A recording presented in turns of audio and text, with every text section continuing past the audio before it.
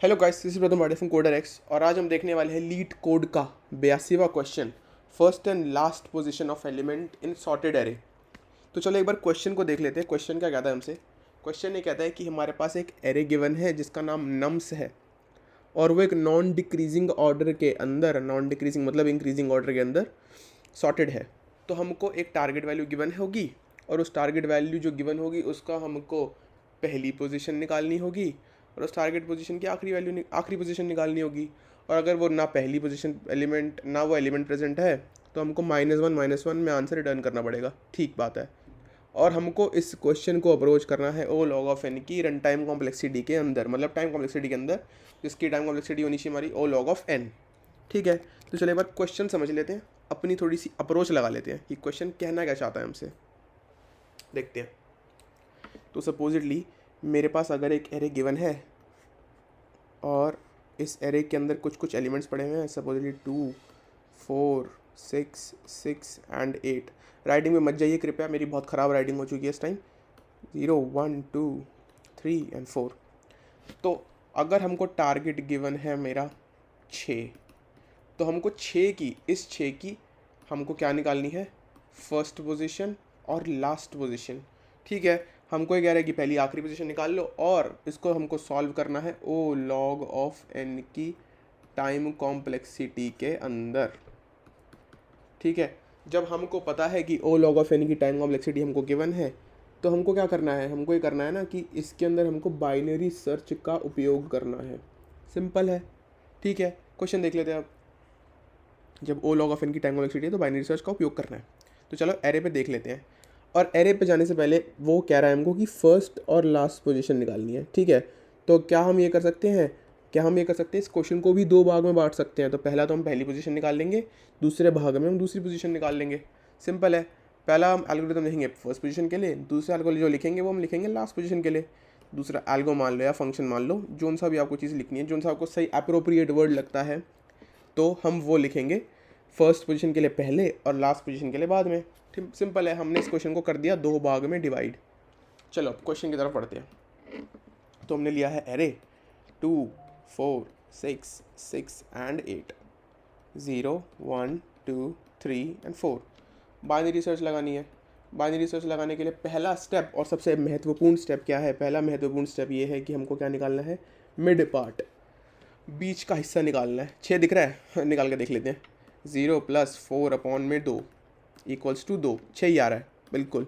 Target भी 6 था, target value भी थी वो भी 6 ही थी। जब टारगेट भी वैल्यू भी है और मिल गया भैया, ये तो मिल गया, बट टारगेट भी आपने 6 बोल दिया और मिड पॉइंट भी हमारा 6 है, तो मेरे को तो वैल्यू हो गई फाइंड। अच्छा, और हमको क्या निकालना था? पहले हमको निकालनी थी लेफ्ट मोस्ट अकरेंस, मतलब पहली पोजीशन, मतलब फर्स्ट पोजीशन निकालनी थी ना। तो अब हमारे पास ये आ गया तो हम यहीं पे रोक देंगे, इसको रिटर्न करा लेंगे। मैंने बोला हाँ रिटर्न तो करा लेंगे, बट उससे पहले हमको ये करना पड़ेगा कि इसके अंदर हमको मिड को एक आंसर में स्टोर करना पड़ेगा, क्योंकि हमको ना लेफ्ट मोस्ट अकरेंस देनी है। मान लो ये 4 से पहले, मतलब क्या पता यहाँ पे भी 6 पड़ा हो, 4 के बाद भी एक 6 पड़ा हो और फिर ये 6 पड़ा हो और फिर ये 6 पड़ा हो, तो इसकी फर्स्ट अकरेंस तो ये वाली हो जाएगी ना फिर। ठीक है, समझ रहे हो मेरी बात? कि मान लो कि 2, 4, 6, 6, 6 और 8 पड़ा हो, हमारे पास मिड आ गया। लेफ्ट मोस्ट अकरेंस तो इसकी ये है, बट हम इसको रिटर्न करा देंगे तो हमारा आंसर तो गलत हो जाएगा ना। तो हमको बेनिफिट ऑफ डाउट देने के लिए हमको ये वाला एलिमेंट सर्च करना पड़ेगा। और इस एलिमेंट को हम सर्च करने के लिए क्या करते हैं? एंडिंग पॉइंट को पीछे लेके आते हैं। हम बाइनरी सर्च में देख रहे थे ना कि हम अगर हमको लेफ्ट मोस्ट जाना है तो हम वो कर रहे हैं और हमको राइट मोस्ट जाना है तो हम ये कर रहे हैं। मतलब लेफ्ट मोस्ट जाने के लिए हम एंड को पीछे लेके आते हैं, राइट मोस्ट जाने के लिए हम स्टार्ट को आगे लेके जाते हैं। सिंपल है। तो पहले हमने क्या किया? अगर हमको एलिमेंट मिल गया, हमने इसको एक आंसर के अंदर करा लिया स्टोर। ठीक है, इस आंसर के अंदर हमने इसको करा लिया स्टोर। ठीक है, और फिर हम लेफ्ट मोस्ट अकरेंस देख रहे हैं तो क्या करेंगे? E equals to mid -1। अब नॉर्मल बाइनरी सर्च की अगर हम एल्गो लगा देंगे तो हमारा आंसर का सोल्यूशन निकल जाएगा, क्योंकि अब को हम कुछ करना ही नहीं है, हमारी सर्चिंग हो चुकी है। अब हम सर्चिंग नॉर्मल कर लेंगे। मान लेते हैं हमारे पास टारगेट गिवन है, हमारे टारगेट की वैल्यू हमारे मिड से बड़ी आ गई, तो हमारे टारगेट की वैल्यू हमारे, अब देख लेते हैं, क्या पता हमारे टारगेट की वैल्यू मेरे मिड से ही छोटी हो जाए, है ना? ऐसा भी तो हो सकता है कि मेरा मिड निकल के आ रहा हो 8, मेरा टारगेट हो 6, तो भाई इसमें दिक्कत हो सकती है। तो इसके लिए हम क्या करते थे, हम एंडिंग पार्ट में तो हम अब इस साइड तो हम जाएंगे नहीं क्योंकि 8 से बड़ा तो कुछ है ही नहीं, हम यहीं पे जाएंगे ना अब सर्च करने के लिए, तो एंड को पीछे लेके आएंगे, मतलब ई को क्या करेंगे मिड -1, तो ये हो गया हमारा सेकंड पॉइंट। थर्ड पॉइंट क्या बचा, इसी का उल्टा, स्टार्ट को मिड +1 कर देंगे, मिड +1 कर देंगे, इसको -1 कर देंगे, इसको +1 कर देंगे, सिंपल, हमारी हो गई एल्गो कंप्लीट। तो चलो इसको एक बार कोड करके देख लेते हैं।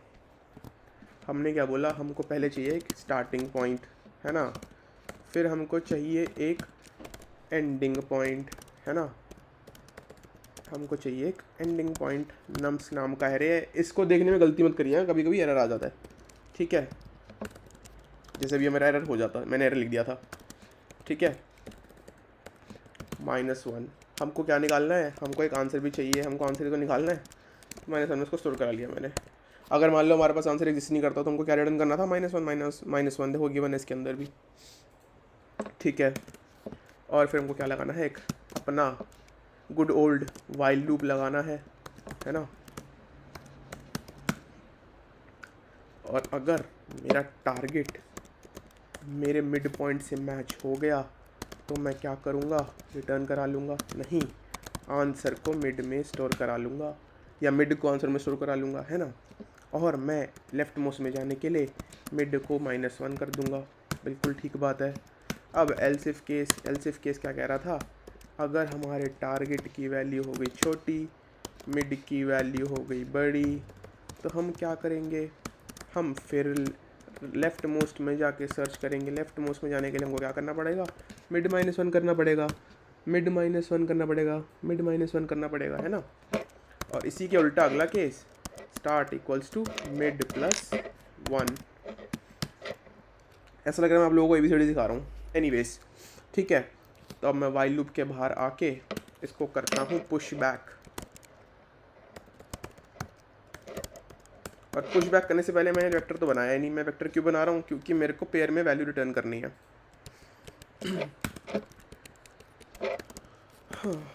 इंट सॉल्यूशन इंट नाम का वेक्टर बनाना है हमको, मेरे से गलती हो जा रही है, पता नहीं मुझे क्या हो गया, ठीक है। अब मुझे इसके अंदर आंसर रिटर्न करना है। अगला पार्ट, लेफ्ट मोस्ट वाला केस तो हो गया हमसे हैंडल, क्योंकि हमें चैम्प, मतलब हम तो नहीं, आप लोग हैं, हम तो सीख ही रहे हैं, ठीक है। हमको देखना है राइट मोस्ट वाला केस, ठीक है। राइट मोस्ट वाले केस में हम चलते हैं। सपोजिटली हमको कह रहा है कि 2 4 6 6 8 वही सेम एलिमेंट, हमारा ये निकल गया, फर्स्ट अकरेंस रेडी हो गई हमारी। अब हमारे पास टारगेट था 6, मिड भी आ रहा था 6, ठीक है, दोनों चीज़ें सेम बराबर, 6 = 6। भैया वैल्यू स्टोर करा लेते हैं, वैल्यू स्टोर हमने करा ली, आंसर इक्वल्स टू मिड, बहुत बढ़िया, आंसर इक्वल्स टू मिड। और फिर क्या करना है, फिर ये करना है हमको कि अब हमको राइट मोस्ट पार्ट में करना है सर्च, क्योंकि हमको क्या देना पड़ेगा इसको, benefit of doubt. Right most part में जाने के लिए हम क्या करते हैं, स्टार्ट को उठा के लेके आते हैं इधर, मिड +1 हो गया, आंसर कंप्लीट। यही करना था हमको। बाकी अगले पार्ट में क्या करना है, अगली 2 लाइंस में जो लिखनी है बाइनरी सर्च की एल्गोरिथम लिखनी है, वही सेम पार्ट। क्या टारगेट मेरा बड़ा हो जाएगा तो मैं क्या करूँगा, टारगेट मेरा छोटा हो जाएगा तो मैं क्या करूँगा, टारगेट मेरा अगर मिड से छोटा आ रहा है तो मैं क्या करूँगा, लेफ्ट पार्ट में चले जाऊँगा, और इसी के उल्टा मैं राइट पार्ट में चला जाऊँगा, ठीक है। इसको भी कोड करके देख लेते एक बारी।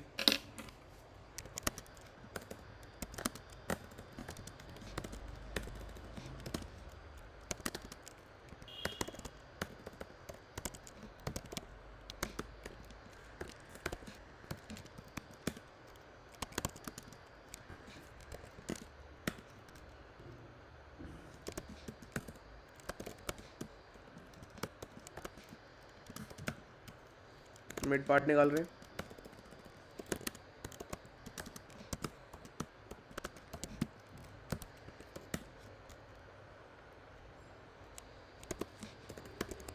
अगर मेरा टारगेट मेरे मिड के बराबर है तो मैं रिटर्न कर दूंगा, नहीं तो मैं क्या करूँगा, मिड को आंसर में स्टोर करा लूँगा,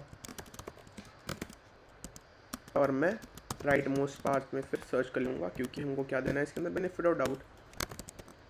एल्स इफ केस में क्या करूँगा मैं, एल्स इफ केस में मैं ये करूँगा कि मुझको, सॉरी, एल्स इफ केस के लिए कंडीशन तो हमने लगाई नहीं। एल्स इफ केस की कंडीशन ये थी कि मेरा टारगेट की वैल्यू अगर छोटी है मेरे मिड से, तो मैं लेफ्ट मोस्ट पार्ट में सर्च करूँगा, मतलब मैं लेफ्ट में जाऊँगा। और एल्स केस वही, इसी का उल्टा, ठीक है। वैल्यू से आए बाहर, सोल्यूशन को कराया पुश, आंसर को मैंने करा दिया पुश वेक्टर के अंदर।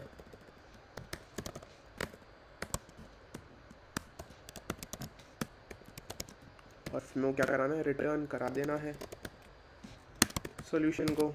चला के देखते चल रहा है।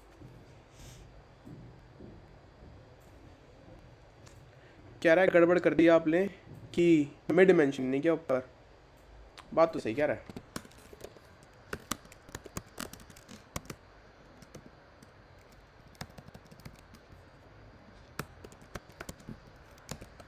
क्या आप चल रहा है?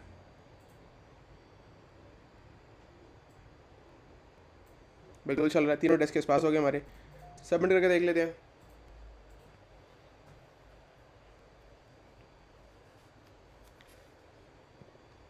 Question is successfully accepted. तो आज के लिए इतना ही, मिलते हैं हम नेक्स्ट वीडियो के अंदर। Take care, bye bye.